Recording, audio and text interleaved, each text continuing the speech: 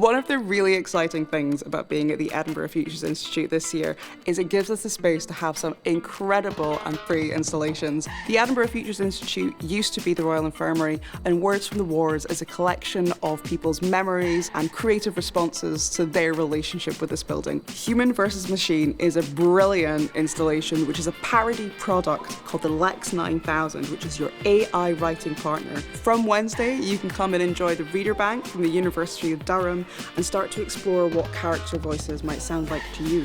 2024 marks the 25th anniversary of Scottish devolution, and the project Scotland 2049 exhibits the thoughts, ideas of young people about where we might be in another 25 years. Choose Google is a project which assigns a value to every word in Irvine Welsh's novel Trainspotting. It's about the literal value of language. So come on down and have a go at these free installations, whether you're seeing an event or just exploring the site.